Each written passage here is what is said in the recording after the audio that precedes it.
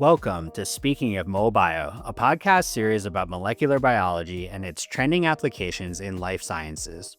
I'm Steve Lewis, bringing you another episode of our Mol Bio Minutes mini episodes. Today's topic is the essential elements of fast PCR.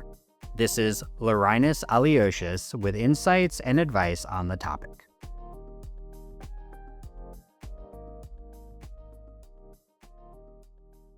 Hello, everybody. Today we're going to dig deep into the world of PCR, the polymerase chain reaction. There's one thing. PCR takes a lot of time. Let's imagine one scenario. So let's say you're in the lab at 4 p.m. and you would love to go with your friends and have a dinner at 6. But you still have to do one PCR reaction that takes like 4 hours. Whoa, it would be pretty tough day, right? You've been working hard all day and just to miss your dinner that you've been planning all week? What are we gonna do here? Can we just skip the dinner or skip the PCR? Or can we do maybe both? And we actually can. I'm gonna assure you. There's a way to do it, and that's where the fast PCR mode comes in to save your dinner with your friends. So let's talk about a fast PCR. So what is it? Let's say a standard PCR usually can take like 2 hours or even more hours of this process. And when we talk about the fast PCR, it can be done in less than 20 minutes even. It can be done very quick. You're just having a cup of coffee in the meantime and wham, it's done already. This fast PCR saves time and that can also help you to streamline your work in the lab more efficiently.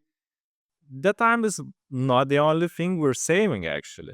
Using fast PCR instead of the standard one, you can make your PCR even like more cost effective.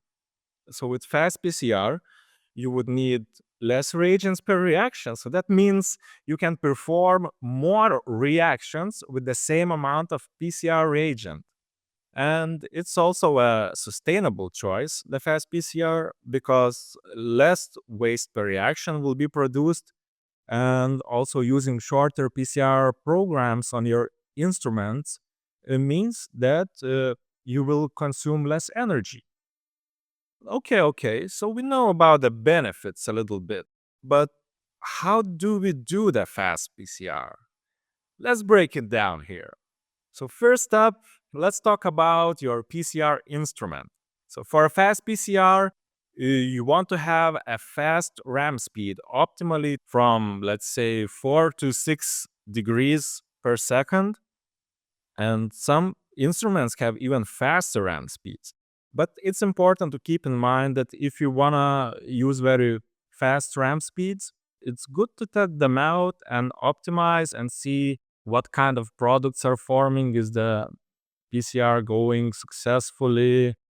Our portfolio, we have Applied Biosystems Proflex, we have Verity Pro and Simpliam thermal cyclers that are all equipped to support fast PCR because they have ramp rates of 4 degrees per second and even higher. Next, let's talk about choosing good PCR plastic for your fast PCR. You may want to think about using the plastics with thinner walls because they allow for faster heat transfer through the plastic for the reaction to occur. And you may also want to think about using plastics with the sample wells that have lower volume because that also helps for a quicker reaction to occur more efficiently. So, for example, if you want to do fast PCR, you might want to choose, like, let's say, well that it has 0.1 milliliter volume for fast PCR, while conversely for standard PCR, the volume of the wells is usually 0.2 milliliter.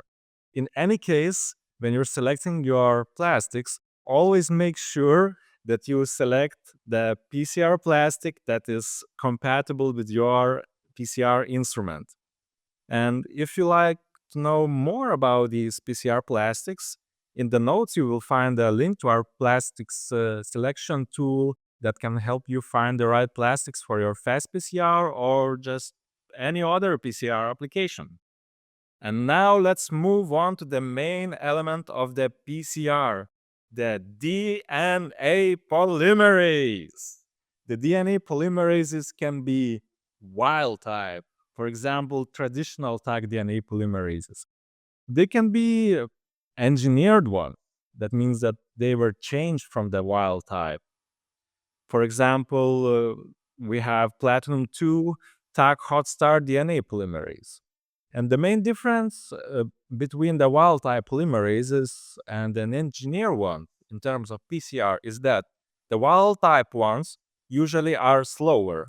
So let's say their DNA sequence elongation time could take even like 1 minute for 1 kilobase.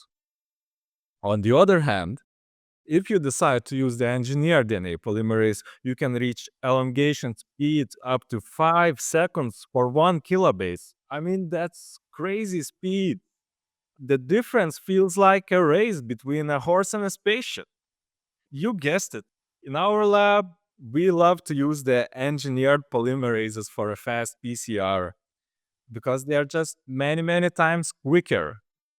When we talk about the engineered DNA polymerases, another nice feature is a hot start option to have available with the DNA polymerase, which is nowadays almost like a standard for the DNA polymerase to have. And what does the hot start does? It helps you ensure that your race for DNA amplification starts only when you're ready. So it's like a trigger or like some activation mechanism. And there's two type of hot start technology. It can be activated either by chemical modification, which takes up to 10 minutes and it's a bit slower, or it can be activated by antibody or aptamer mediated technology, which is much, much quicker and only takes seconds. So, for example, our platinum 2 Taq hot star DNA polymerases uses the aptamer antibody mediated technology, which is the quicker one. Engineered DNA polymerases have multiple other beneficial features. For example, it can be the high-fidelity DNA polymerase or thermostable or highly processive.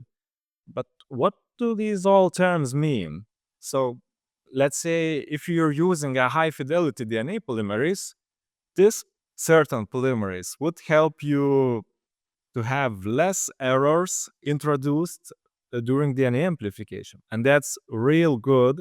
For example, if you are using PCR to later sequence those samples for sequencing purposes when you need like precise original sequences amplified, or if you're using thermostable polymerase, that means that this enzyme will last you long because it will be more stable, and in that case it will bring you a more consistent performance overall over time.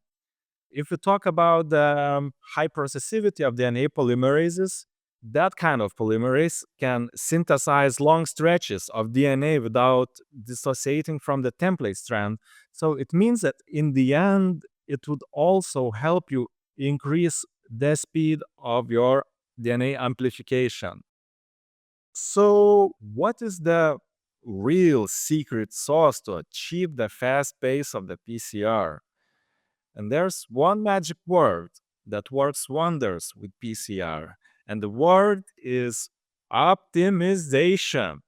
So, optimizing your PCR reaction can lead to some beautiful results, and more importantly, it can improve your efficiency of your PCR reaction. And in the end, that's what we want, right? Let's jump into it. First thing that we can optimize could be the amount of the DNA polymerase that you use for your PCR reaction. That this thing depends on specific DNA polymerase. So let's say that both increasing or decreasing the amount of units can improve the efficiency of your PCR. So for example, it could be like using from half a unit or the whole unit of a fast DNA polymerase for a 25 microliter of PCR reaction volume. But that amount of units can also be different. So it can vary depending on your DNA polymerase. And I think it's also good to take note that what it says in the manual of DNA polymerase, because it can be different for each one of them. The other important aspect is the length of your oligonucleotide primers. So these oligos are like short DNA fragments that help you target your region of interest in your DNA template sequence. Typically, primers are usually designed to be from 18 to 25 nucleotides in length. However, you can use even longer primers, and that may allow you to run a two-step PCR protocol instead of the standard three-step protocol. And how it's possible is that because long primers have higher melting temperatures, and higher melting temperatures allow you to perform the annealing step of the PCR at a higher temperature, and you can even try to join the annealing and elongation step together to be performed at the same time. So this would allow you to significantly shorten the PCR runtime. I think that master mixes and premix buffers are a very good choice for a PCR buffer for a fast PCR. But if you need to do some custom optimization of your PCR buffer, or if you're just curious to learn more and go deeper into this, you can access the resource link in the notes that reviews the 6 considerations for the PCR step optimization. Okay, so we talked about the setup of your PCR reaction, but what about the cycling program for the fast PCR? First, you can lower the number of your PCR cycles in general, although that correlates with the amount of the starting DNA template.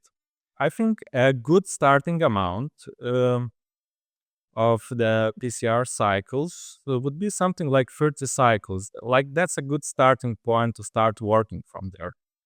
But let's say if you have like a lot of DNA material, then you can lower the number of your PCR cycles significantly, like even down to 25 or even like 20 cycles instead of like the standard like 35 or 40 or 30 cycles. If you have lots of lots of template DNA, this could be the way you can make your PCR faster. Next cool trick for your cycling program could be the shortening the steps of your PCR protocol that we just mentioned earlier. So just using a two-step protocol instead of the standard three-step, that can also significantly shorten the duration of your PCR cycling program. We did that, but what else? Maybe we can shorten something else. So when you set up your number of PCR cycles and when you choose if you want to do the two-step or three-step version PCR protocol, you can start shaving the duration of your every PCR step. If you usually do the initial denaturation step for like 3 or 4, maybe even minutes, you can maybe try to shorten it down to 1 minute or like to half a minute.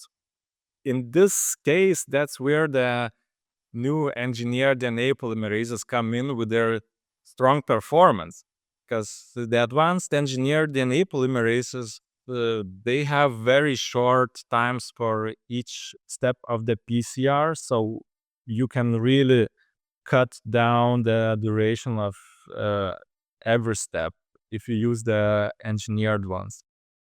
So there you have it. You set up your fast PCR, you pick the RAM speed of your PCR instrument, you pick the right PCR consumables, and you selected the polymerase that is convenient for you, and you got your PCR reaction mix and your program optimized. And bam, look at that. Your PCR took way less time than usual. And just like that, your dinner with friends is saved too. So you can have a good time, you can share with your closest people. So you can make it time for your dinner. And we hope that you found this episode helpful and that you found something that you can apply for your PCR experiments. So thank you for tuning in. Until the next time, have happy experiments, have happy dinners, and may your PCR is running as fast as lightning. That was Larinus Aliotius, Scientist 3 at Thermo Fisher Scientific. As always, for these Molbio Minutes episodes, we recommend that you check out our episode notes to find links to the helpful resources that Larinus covered today. We'll have another Molbio Minutes episode next month, but up before that is a great interview and discussion I had about some amazing science. Stay tuned for that to drop, and until then, cheers and good science. Speaking of Mol Bio is produced by Matt Ferris, Sarah Briganti, and Matthew Stock.